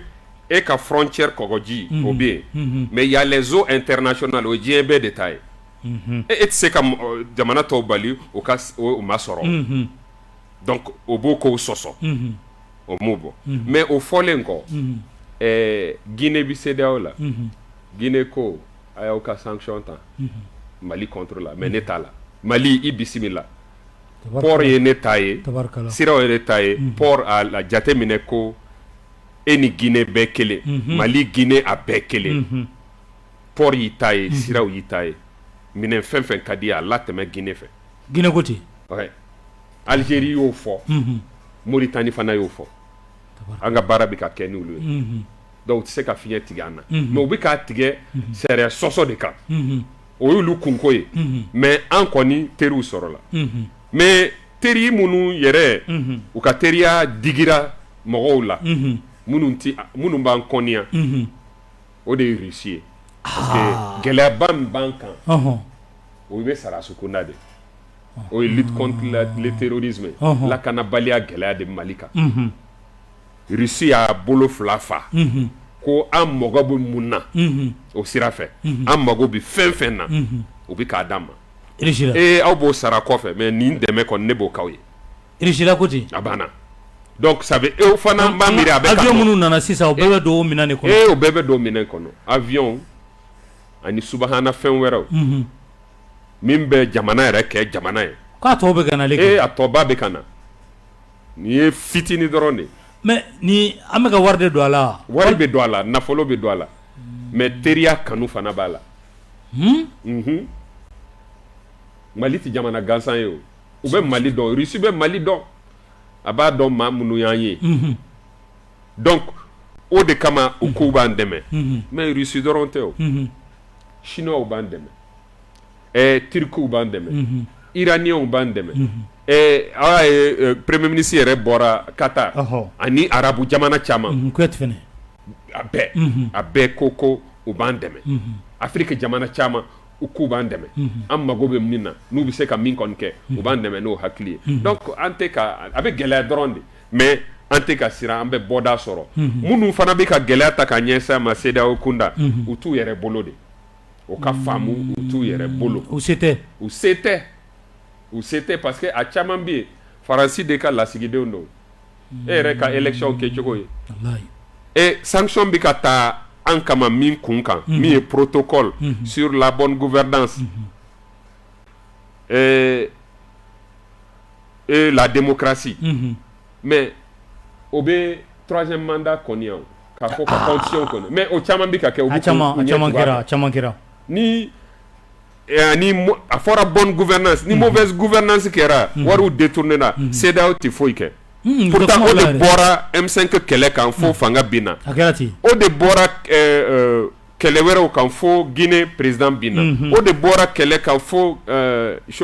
Burkina Faso fana président binna ni ɲɔgɔnw dɔrɔn de don u m'a kɛ ka ɲɛ jamanadenw ko an tɛ sɔn a' ta ka bɔ yen donc u bɔra yen donc ni minnu ye constitution fana yɛlɛma ka troisième mandat kɛ u kan k'olu fana kɔnniya ni mun ye mauvaise gestion kɛ mauvaise gouvernance kɛ u kan k'olu kɔnɔ mais o tɛ kɔnniya fo ni i talon yɔrɔ min na i t'o jalaki dɛ fo ni binna yɔrɔ min binni de k'a fɔ ko ka jamana ɲɛma gɛn ka bɔ a ka baara la parce que a ma se k'a kɛ ka ɲɛ donc u bɛ k'o de lajɛ an kuma n'aw continue fɔ aw bɛ sɛgɛn il faut traiter les causes d'abord en ce moment vous ne verrez pas les conséquences ces causes ne produiront pas de conséquences parce qu'elles n'existeront pas donc talon yɔrɔ in dɛ gɛlɛ o de ye gɛlɛman ye donc an bɛ fɛ ka o de traiter pour que ni ɲɔgɔn kana kɛ an ka jamana kɔnɔ tuguni donc o de voilà maintenant teri kɔni o caman de bɛ Mali bolo minnu bɛ k'an dɛmɛ voilà u bɛ k'an dɛmɛ fana an bɛ ka sira fana sɔrɔ parce que teri fɔlɔ ye jumɛn ye teri fɔlɔ o ye malidenw yɛrɛ ye fɔlɔ ni malidenw sɔnna min ma o teriya ɲɔgɔn de tɛ n'u sɔnna min ma a gɛlɛya u b'a ku parce que u b'a dɔn ko taasira ɲuman de bɛ ka taa pour que an ka taa bɔ hɛrɛ kan a bɛ se ka gɛlɛya nin waati ninnu na mais waati nataw an bɛ bɔ hɛrɛ kan an b'an yɛrɛ ta parce que an tun t'an yɛrɛ bolo an b'a yɛrɛ ka kow bɛɛ matarafa a bɛ kɛ an ni kan ko ye donc an bɛ ka o yɔrɔ de ɲini donc fasodenw dun sɔnna ma o teriya sɔrɔ la mais n'i ye teriya ta CEDEAO pays ninnu bɛɛ minnu ɲɛmaw bɛ ka Mali tɔɔrɔ mais e k'a jamanadenw ɲininka bani a jamanadenw bɛ a caman u bɛ Mali supporter la aw y'a ye mouvement de soutien minnu bɛ ka kɛ Afrique fan bɛɛ fɛ aw y'a ye Sénégal société civile les panafricanistes sénégalais u ye taama de boloda ka bɔ Dakar fo Bamako kilo 1000 ni 300 ni 60 ni kɔ u y'a taama sɛnɛ denmisɛnninw mais u nan'u disi gosi u ko hali n'u kan k'a ɲɔgɔn wɛrɛ kɛ semaine natan olu b'a kɛ parce que olu ye Mali ye sira ɲuman de kan an ka père fondateur minnu ye Modibo Keita Kwame Nkrumah minnu ye Sékou Touré minnu ye Haïlé Sélassié minnu ye Jomo Kenyatta ani Cheikh Anta Diop Afrique ka se ka kunna wolo olu ɲɛ de ye maliyɛnw kun bi donc olu bɛ maliyɛn nationalité de kɔ bi donc o mba miri o teriya foyi t'o bɔ ani ɲɛ minnu fɔ ka tɛmɛ minnu ye dɛmɛ yɛrɛ sira ye minnu b'an dɛmɛ an b'an nɔ ye terrain kan olu fana bɛ yen donc n'ala sɔnna an y'an to o gɛlɛya de kɔnɔ tabarakala an tun bɛ ka kɛ 3e 4e ni 5e producteur coton de ye Mali Afrique yan mais bi an kɛra premier pourtant an bɛ gɛlɛya de kɔnɔ an bɛ sanction de kɔnɔ depuis donc ça veut dire que ni ŋaniya ɲuman taara solution bɛ ka sɔrɔ an ka sarasiw bɛ ka wulikajɔ kɛ bi ko n'a fɔra kanw kɔnɔ est-ce que volontaire bɛ yen min bɛ taa terrain kan ko volontaire bɛ caya ni laɲini ye alors que avant la volontaire bɛ ɲini a tɛ sɔrɔ fo mɔgɔw de bɛ wajibiya k'a fɔ bon e bɛ denw ni mission na wajibi mais bi na sarasiw b'u disi gosi de olu ka se ka taa faso kuma bɔ parce que u y'a ye ɲɛma ɲuman bɛ yen laɲini minnu olu tun hakili b'u la o bɛɛ bɛ ka sɔrɔ bi donc je crois que an Mali kan ka dɛmɛ Maliens kan k'u disi gosi inchallah an bɛ bɔ nin kɔlɔlɔ kɔnɔ baaraw bɛ ka taa cogo min na bɛnnen tɛ Maliens dɔw yɛrɛ ma Mali kɔnɔ yan yala fɛɛrɛ jumɛn b'aw bolo olu kama dɔw fana bɛ yen France 24 ni tubabuw yɛrɛ i b'a ye olu kanuba b'u la f'a bɛ don an ka jamana yɛrɛ baara kɛcogo la yala fɛɛrɛ jumɛn b'aw bolo olu kama a kana dogo i la k'a fɔ ko wulikajɔ caman tun bɛ ka kɛ yan Maliens yɛrɛ dɔw fɛ parce que a fɔr'u ye ko nin fanga in bɛ bin donc a y'aw mabɔ u la a y'u critiquer a y'u buruja pour que baara ka se ka kɛ ni aw ye o tun bɛ ka kɛ yɛlɛmani mana kɛ waati o tun bɛ ka kɛ o caman de bɛ ka kɛ aw yɛrɛ m'a ye rassemblement bɛ kɛ communiqués bɛ kɛ u yɛrɛ b'a dɔn cɔ k'a fɔ ko a man di Maliens yɛrɛ ye mais u bɛ k'a kɛ parce que u ni maa wɛrɛw bɛ baara la o de kan ka dabila a tɛ an ma deli k'a fɔ ko an kana critiquer mais ni sira ɲuman min taara o fana kan kan a fɔra ko inclusivité participation ani concertation mais mun de ma kɛ politique kunda pour que bɛɛ ka se ka lamɛn bɛɛ ka hakilina ka se ka taa ba la mais ni maa min ko a b'i ban o tɛ se ka taa siri ka na n'a ye o table ronde kɛra avant k'o ka kɛ premier ministre a ye classe politique société civile a y'u kunbɛn siɲɛ joli an yɛrɛ ministres an ye u kunbɛn siɲɛ joli président fana ka kɛ après président nana bɛɛ kunbɛn kelen kelen ka tila ka bɛɛ fara ɲɔgɔn kan k'a fɔ c'est vrai bɛɛ ni kanko tɛ se ka sɔrɔ mais an ka lajɛ min bɛ taa Maliens yɛrɛ jimi sira fɛ min bɛ se ka k'an ye bɔda ye an bɛɛ kan an kun don fɛ ka se ka bɔ a ye na hali n'i ma sɔn nin ka hakilina ma e ka na i t'a fɔ mais u y'u ban ka na dɔw y'u ban ka na dɔw nana mais n bɛ fɛ ka fɛn kelen min fɔ n'i ye assises lajɛ hali n'i ye table ronde lajɛ ka assises lajɛ ɲɛmaw o jɛkulu ɲɛmaw olu de bɛ mankan kɛ olu de tɛ na mais n'i taara jukɔrɔla la ye communes cercle liste de participants b'an bolo tuma dɔw la jɛkulu minnu bɛ ka déclaration kɛ k'u tɛ participer u ka mɔgɔw u ka maires yɛrɛ u ka élus u ka sous section n'u ka section responsable olu de bɛ assises présider communes ni cercle ni région na a bɛ tɛmɛ o kan olu participera Mali kɔnɔ ani Mali kɔ kan u ka mɔgɔw minnu bɛ u ka tɔndenw ko fɔ olu de participera donc ça veut dire que n'i ye Malidenw yɛrɛ ɲininka u sɛgɛnna ni waati gɛlɛman in na e bɛ parti ko la hali bi alors que partiw échouera ni partiw tun u ka baara kɛ a ɲɛ ma parce que partiw de ye Mali géré kan depuis san 30 ni kɔ bi n'u tun réussira la an tun tɛ sɔrɔ nin kɔnɔ mais parce que a ko échouera de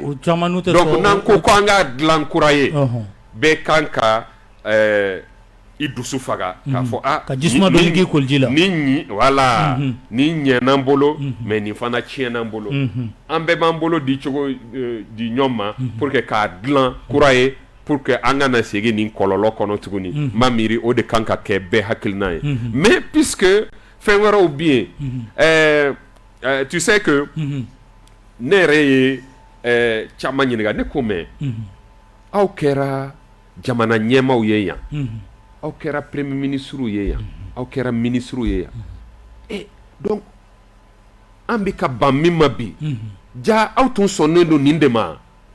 donc aw bɛ se ka nin ku cogo di aw yɛrɛ b'a dɔn k'a fɔ u bɛ ka Mali ta a gɔnɔ ma Mali ka intérêt bɛ ka daraki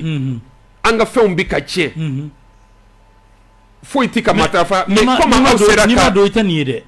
comment aw sera ka nin gérer tan ka nin ku aw ni faransi aw bɛ yɛlɛ ɲɔgɔn fɛ jɛ la u ye mun de f'i ye ah mais kuma t'u bolo c'est tout ye caman bɛɛ b'a fɔ n'i ma nin kɛ i tɛ sigi o n'i ma nin kɛ i tɛ sigi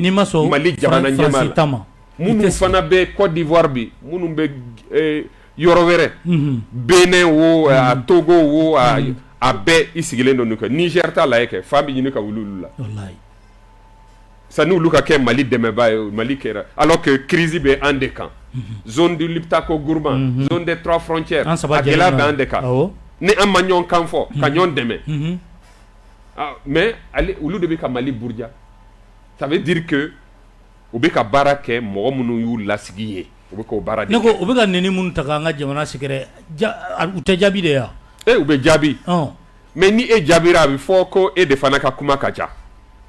ko an de kan k'an mada an ko non o tɛ dɛ k'an mada cogo di kuma ka ca an ka jamana kan bi ne kuma ka ca mais an fana b'u jaabi o an fana b'u comme olu bɛ jɔnya la an ka hɔrɔnya b'an bolo donc an b'u jaabi k'a yir'u la k'a fɔ ko an b'a dɔn an bɛ yɔrɔ min an b'a dɔn an bɛ taa fan min na mun n'an bɛ nin sira ta olu de tununnen don ŋaɲa fɛ sinon an kɔni b'an yɛrɛ kalama bi olu de tununnen don olu dun fana u ka jamana ɲɛmaw u ka jamanadenw je veux dire u k'u ɲininka jamanaden si tɛ u fɛ marche jumɛn joli dabɔra yen marche joli dabɔra Côte d'Ivoire Niger Burkina k'a fɔ u ye k'u ma sɔn u bɛ ka min ta ka Mali sɛgɛrɛ n'a ye et c'est ça donc an b'a dɔn an bɛ sira ɲuman kan mais comme u t'u yɛrɛ bolo ni walita b'i kɔnɔ i b'o baara kɛ dɛ tan don voilà Barikani ka surasiw bɔli an ka jamana kɔnɔ kuma fana u bɛ ka caya bi dɛ a fɔ ko kalo 4 ka taa bila kalo 6 la halisa Mas n y'a mɛn i fana tɔgɔ Burama o tɛ ne tɔma ye sa Barikani de ko ale bɛ taa o je sais pas si aw ye a lakɔlɔsi Barikani de ko a bɛ taa kabini nin fanga sigira mai juin 2021 le 3 juin n'aw hakili b'a la Macron de bɔra après de bɔra ka kuma a ko ale y'a mɛn k'u ye coup d'état wɛrɛ de kɛ ko donc ko ale bɛ a ka cɛdenw bɔ yen Barikani ko ale b'o bɔ yen ensuite discours kɛra le 7 où encore an bɛ discuter ni maliyɛn bɛɛ ye o kɔrɔ ye ko a bɛ fɔ minnu ma ko les djihadistes minnu ye maliyɛn ye an ko an bɛ sigi ka fɔ ni Mali ka hɛrɛ Mali ka bɔda bɛ sɔrɔ n'o de ka sigi ka fɔ kɛ ni maliyɛn bɛɛ ye an n'u bɛ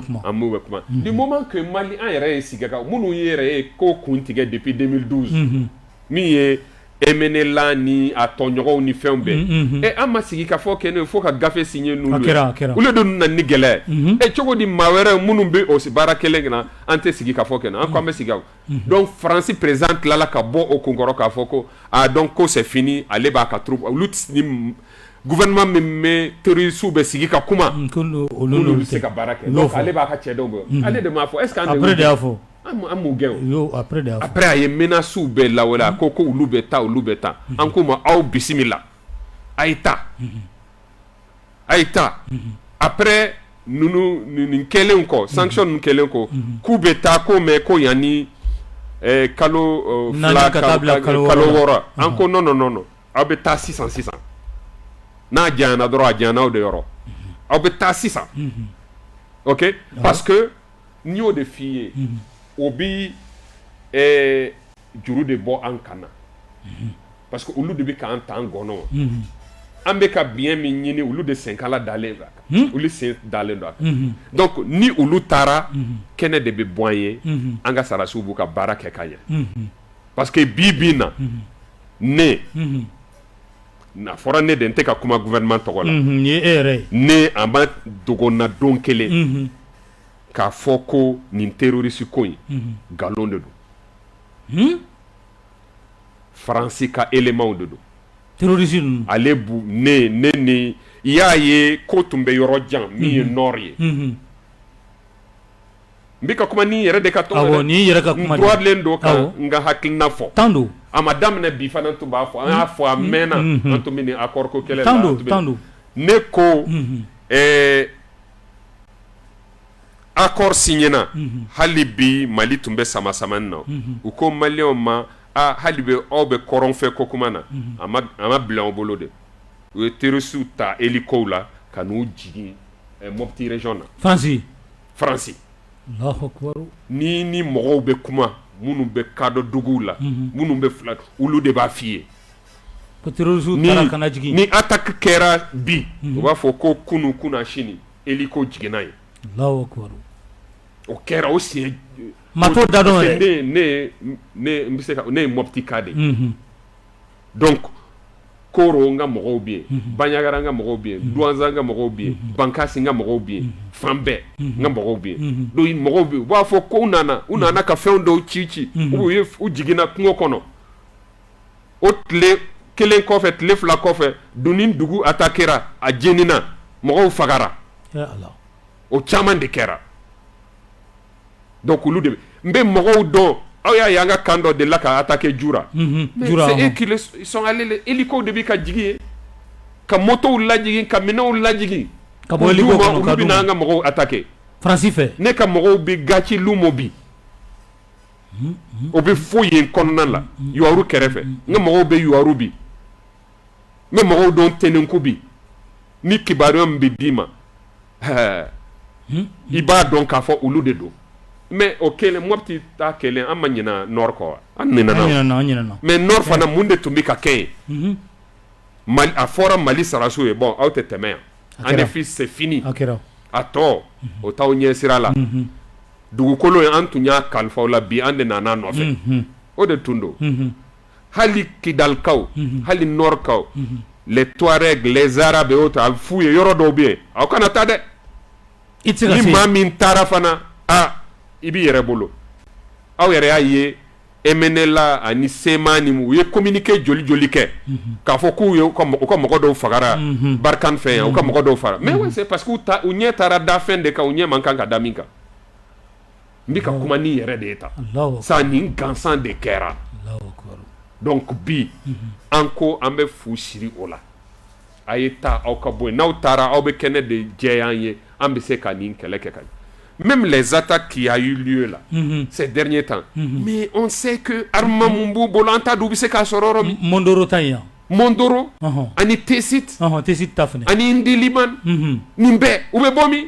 u bɛ minɛn sɔrɔ min jɔn b'a d'u ma jɔn bɛ carburant d'u ma jɔn bɛ moto kuraw d'u ma u bɛ t'u ta min an t'a bɛɛ ɲɛfɔ ɲɔgɔn ye Faransi ti taa yɛrɛ de an k'o lafiya voilà bien sûr o de don o de fɔra o de ci fɔra mais u bɛ k'u sulu sa la en pensant que nin fanga in a tɔ man jan o dun n b'a miiri u bɛ fili la fanga in malidenw ka fanga de don malidenw de sɔnna a ma o de baara fana bi ka kɛ tant que a baara ɲuman bi ka kɛ an jamana ɲɛmaw an de man kan ka fili an ka baara ma tabarikala donc tant qu'on va continuer et je suis sûr que maa o maa nana a bɛ nin baara de continuer bi parce que an tɔɔrɔ la an bɛ don an ka thème laban kɔnɔ ka sɔrɔ ka babu ni ka a wuli o bɛ gɛlɛya kan gɛlɛya min ni a bɛ jamana kɔnɔla la bi kosɛbɛ tiɲɛ don embargo ye a dama gɛlɛya ye mais an y'a ye da dumuniw ni fɛn caman hali n'o y'a sɔrɔ gouvernement bɛ ka communiquer k'a fɔ ko fɛɛrɛw sigira sen kan mais halisa gɛlɛya bɛ yen yala fɛɛrɛ jumɛnw de b'aw bolo walasa maliyɛnw ka lafiya ka tɛmɛ nin bɛɛ kan Mas je crois que gɛlɛya in a ma daminɛ bi fɛɛrɛw fana u bɛ ka ta a mɛnna gouvernement fɛ ministre du commerce ministre des finances ministre des transports ministre de l'agriculture ani a tɔ ministre délégué chargé de l'élevage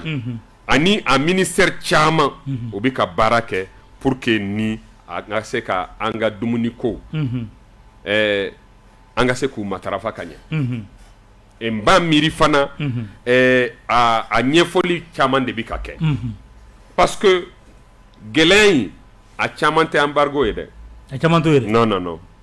parce que a kana dogo maa si la que depuis 2020 au moins kabini covid fo in fɔra m'a miiri gɛlɛya donna ko caman na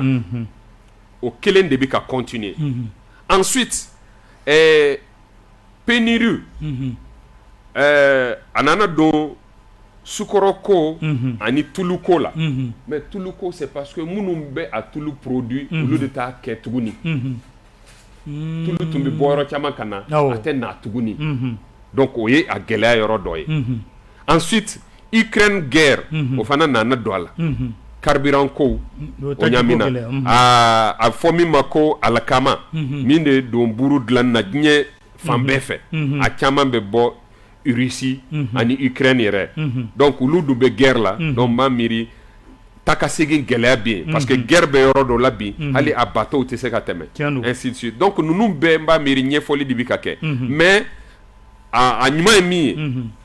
labɛn k'i labɛn n'i ye gɛlɛya ye a fɔ gouverner c'est prévoir n'i ye gɛlɛya natɔ ye i b'i labɛn k'a kunbɛn n b'a miiri gouvernement ani an ka commerçants les industriels m'a miiri u ye ko caman labɛn ɲɔgɔn fɛ u ye sigi ka fɔ kɛ u sɔnna ɲɔgɔn stock minnu kan ka kɛ ani prix minnu kan ka matarafa ɲɔgɔn fɛ ni maa man kan ka tɛmɛ aw y'a ye buru kunda aw y'a ye sukɔrɔ kunda aw ye malo ni a tɔw ninnu bɛɛ m'a miiri a caman bɛ ka matarafa mais an yɛrɛ b'a dɔn waati ni waati dɔw bɛ yen n'u nana a ma daminɛ ɲina salon tɛ salon na sini tɛ a bɛ san 10 bɔ a bɛ san 20 bɔ a bɛ san 30 bɔ k'a fɔ ni sunkalo kɔni nana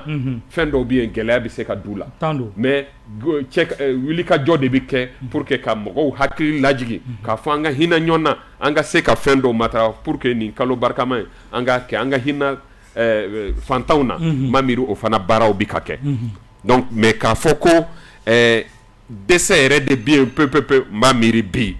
an bɛ k'a fɔ a ka gɛlɛn hali ni nɔgɔya bɛ yen mɔgɔ caman ye dɔw bɛ yen san kalo 12 gɛlɛya b'u kan parce que an b'a dɔn fantan jamana de y'an ye olu fana ɲɛsin bɛ ka kuma parce que o y'a ye action humanitaire caman fana bɛ ka kɛ o bɛ ka kɛ ah oui o bɛ ka kɛ gouvernement bɛ ka kɛ président bɛ ka kɛ an b'o fɔ a y'o kɛ a ka ninkanko ye ani premier ministre fana ani ministre min b'o sira ministre de la santé et développement social ani ministre délégué chargé des questions humanitaires ninnu bɛɛ bɛ baara la pour que ka se ka taa mɔgɔw lahinɛ u bɛ yɔrɔ min na ka taa ni dɛmɛ o ka d'u ma surtout nin kalo barikama na m'a miiri o caman kɛra malo ɲɔ sukaro tulu ani ko wɛrɛ ani dalifɛnw ko caman olu bɛ ka kɛ fana pour que ka se ka olu lahinɛ a tɛ fɔ ko a bɛ se ka bɛɛ bɔ dɛ mais n b'a miiri caman fana bɛ ka dɛmɛ donc gouverner se prévoir olu fana bɛɛ bɛ ka kɛ pour que an ka se ka mais a gɛlɛya min ye est-ce que stock min bɛ an ka jamana kɔnɔ est-ce que a b'an bɔ oui waatiw fana lajɛ statistiques kɛra waati nataw kalo minnu nataw don olu bɛɛ n b'a miiri olu prévoilen don pour que an ka se ka a baara kɛ ka ɲɛ pour que a kana dɛsɛ kɔni au moins a kana dɛsɛ. ministre i yɛrɛ fɛ ɲininkali jumɛn de tun kan ka k'i la n'o ma k'i la n'i bɛ fɛ ka kuma o kan. n bɛ fɛ i sera a yɔrɔ ma. K'a fɔ ko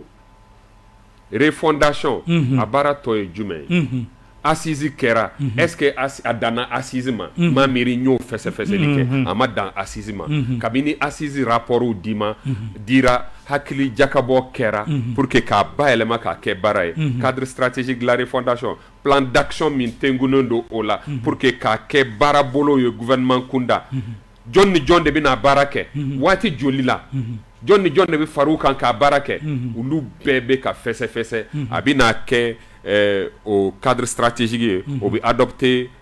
conseil des ministres la ensuite a bɛna jɛnsɛn pour que mɔgɔ tɔw bɛɛ jɛkulu tɔw bɛɛ ka se k'u hakili fara kan a ka se ka bayɛlɛma ka kɛ baaraw ye fan bɛɛ domaine bɛɛ la n k'i ma kalo 1 ko tɛ san 1 ko tɛ san 5 ko tɛ san 10 san 15 san 25 san 30 ko de ye nin ye mais il faut que a baaraw ka se ka daminɛ dɔɔni domaine bɛɛ la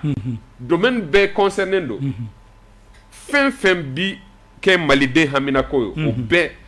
a bayɛlɛma ko ɲuman k'a lakile o bɛɛ bɛ nin cadre stratégique nin kɔnɔ donc a baaraw bɛ ka kɛ waati nataw aw b'a ye a bɛna adopter conseil des ministres fɛ a bɛ se ka kɛ b'a ye donc k'a fɔ ko ni a lawaleyali bɛ ka kɛ donc an bɛ fɛ aw k'o yɔrɔ dɔn k'a fɔ ko yɔrɔ filanan fana an ni bɛnbaliya min bɛ an ni CEDEAO ni UEMOA cɛ en fait a bɛ an ni CEDEAO ɲɛmaw ani UEMOA ɲɛmaw comme maa kelenw de don a bɛ n'olu de cɛ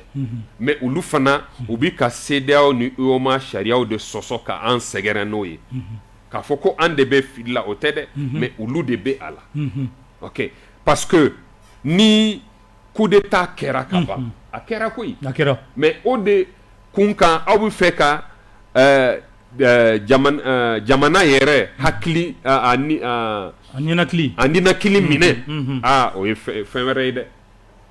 donc u ka o de dabila mais an bɛ baara min na u kan ka a faamu k'a fɔ ko nin bɛ kɛ bɔda ye an bɛɛ de ye ni Mali sera k'i yɛrɛ ta k'a yɛrɛ matarafa ka terrorisme kɛlɛ ka ɲɛ ka sécurité nata ka élection ɲumanw kɛ ka institution démocratique sigi ka élu ɲumanw sigi maa miiri ni o stabilité kɛra a bɛ bɛɛ de arranger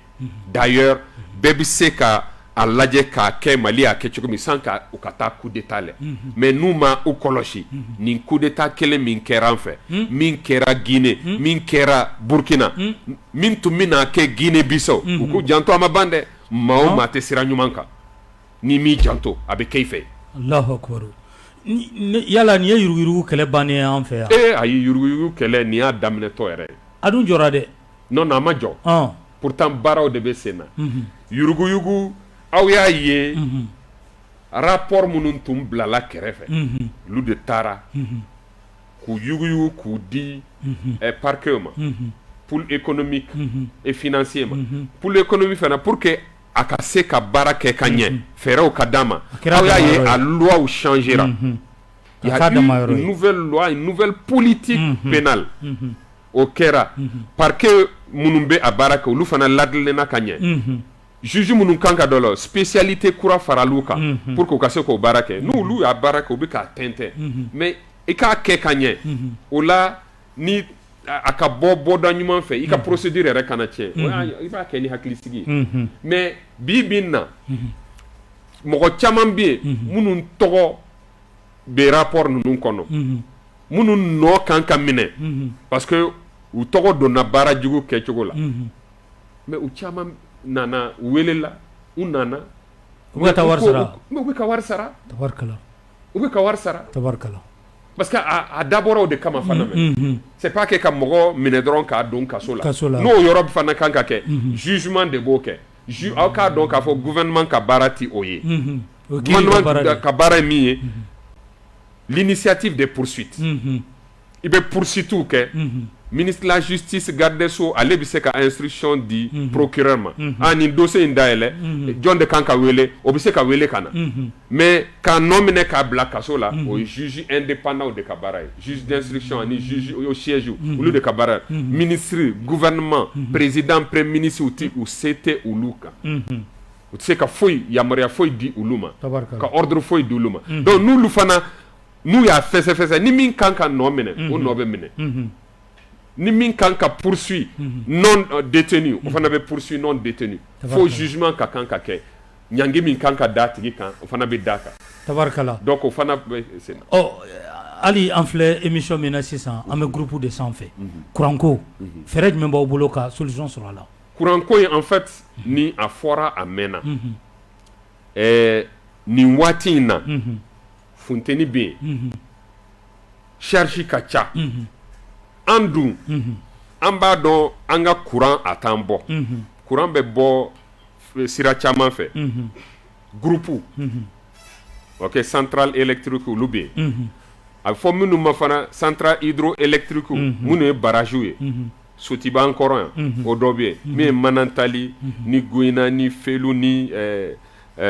comment ça s'appelle Selenge ninnu bɛɛ fana bɛ yen mais aw k'a dɔn ko k'a fɔ ko ni waati dɔ sera ninnu bɛɛ charge bɛ caya o ma ani a temps bɔ fo an bɛ taa interconnexion kɛ avec la Côte d'Ivoire ka courant san olu fɛ ka na mais nin bɛɛ tɛ a bɔ mais baaraw de bɛ ka kɛ centrale courant min bɛ ka sigi a baaraw ma ban parce que n y'a fɔ Covid ani frontière datugu ani crise minnu bɛ ka kɛ u bɛ ka fɛnw gɛlɛya i b'a fɔ ko nin minɛn bɛ na waati min na a tɛ na donc fo waati wɛrɛ donc a fɛn min tun kan ka ban kabini salon finalement a baara bɛ ban ministre de la justice ministre de l'énergie ma miiri a kumana ko baara bɛ ban ka juin kunbɛn voilà pour que ni centrale courant ninnu o ka se ka sɔrɔ mais fɛɛrɛ caman fana bɛ ka ɲini pour que désormais ni a ka kɛ bɔlɔ kɔfɛ fɛn an kana se ka segin a kan tuguni an k'a fɔ courant ko nɔgɔyara Mali la a fɛɛrɛ caman bɛ ka ɲini solution bɛ ka mais a solution intermédiaire o de ye courant bɛ se ka tigɛ voilà dɔ bɛ dɔ sɔrɔ dɔ tɛ dɔ sɔrɔ a bɛ tɛ mais nin fana effort baw de bɛ ka kɛ pour que nin ka se ka matarafa sinon a ma daminɛ ɲinan o salon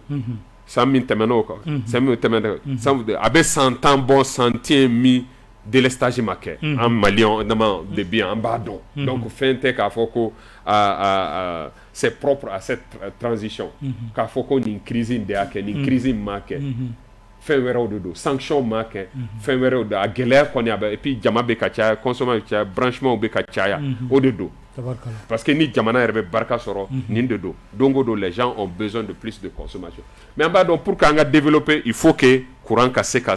matarafa a ka sɔrɔ a ɲɛ ma tabarikala ka kuma kuncɛ kuma ko o di ma yan'o cɛ ani Moritani cɛ yala ko bɛ niveau jumɛn de la sisan a wulikajɔ bɛ kibaruya laban jumɛn bɛ se ka di mɔgɔw ma aw y'a ye Moritani ko in fana n k'i ma bien ɲininaw de fana u ka fɛɛrɛ dɔn olu de bɛ ka a sugu puisque u y'a ye an bɛ ka fiɲɛ bɔda sɔrɔ Guinée ni Moritani fɛ parce que attaque tun daminɛ hali Guinée sira fɛ oui o ko attaque kɛ ka bon u y'an ka poste dɔw attaqué terroriste dɔw nana bɔ yen t'a dɔn maa o maa y'u lajigin yen u ye ka attaque kɛ mais o matarafara Moritani fana u bɛ fɛ ka kow ɲaami ani Moritani cɛ mais an kuma mɔgɔ minnu fagara jɔn y'u faga faga kojugu ka tila k'u bila fosse commune kɔnɔ ko jɔn y'u faga an tun t'a dɔn parce que an ka sarasiw tun tɛ yen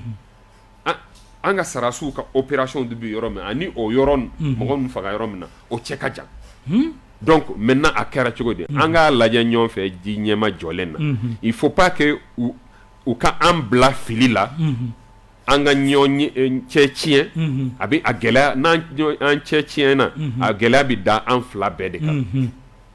an de ye ɲɔgɔn balimaw ye Moritani de ye Mali ye Mali ye Moritani ye an k'a lajɛ ji ɲɛma jɔlen na an bɛ enquête bɛ sen na enquête bɛ ka kɛ a ɲɛma aw k'a dɔn k'a fɔ ko an ka sarasiw fana u formelen don dans le respect des droits humains u tɛ se ka fɛn kɛ u tɛ se ka fili ka ni ɲɔgɔn kɛ donc minnu y'a kɛ an k'a ɲini ɲɔgɔn fɛ donc o baaraw de bɛ sen na inchallah an b'a miiri Ala bɛ a ko baga faga minnu tanyana Ala ka hinɛ u la ka yafa k'u ma mais k'a fɔ ko senkɔrɔ juguw de ka ca an kɔrɔ min bɛ fɛ ka an ka kow ɲaami an bolo parce que gɛlɛya ka kan o de ye bɔda ye olu ye tabarikala voilà kuma kuncɛ kuma la i bɛ ka fɔ vraiment ka aw fo k'aw fo ka an ka jamanadenw bɛɛ fo an ka maakɔrɔw ani an ka diinɛ ɲɛmaw an ka karamɔgɔw u bɛ fan o fan fɛ Malien yɛrɛ bɛɛ kɛra karamɔgɔ ye parce que Malien bɛɛ kɛra duwawukɛla de ye Mali kunkanko la bi an bɛ bɛɛ de fɔ k'a fɔ ko an ka jamana ɲɛmaw an ka continuer k'u soutenir parce que o bɛ sira ɲuman de kan a dogolen t'u la feu k'a fɔ ko jamanadenw nin kanko u kan k'o baara de kɛ o baara de fana bɛ ka kɛ bi an ka o duwawu kɛ maintenant ka duwawu kɛ nin kalo barikama na Ala ka Mali kuma bɔ Ala ka Mali kuma bɔ Ala ka an kisi an juguw tɔɔrɔ ma pour que an ka se ka ɲɛ sɔrɔ inchallah waati nataw u bɛna ɲɛ an bolo Mali bɛna diya n'Ala sɔnna fɛn o fɛn bɛna diya a daminɛ bɛ sɔn ka gɛlɛya mais gɛlɛya kɔfɛ nɛɛma bɛ yen donc o de ye Mali ko ye ka aw fo ka aw kunnafonidilaw